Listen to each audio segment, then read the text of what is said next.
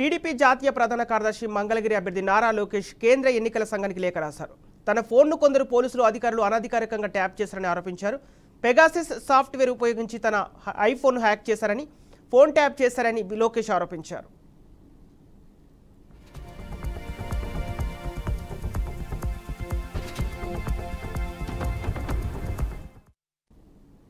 ఇందుకు సంబంధించిన స్క్రీన్ షాట్లను కంప్లైంట్తో జత చేసి కేంద్ర ఎన్నికల సంఘానికి పంపించారు డీజీపీ రాజేంద్రనాథ్ రెడ్డి.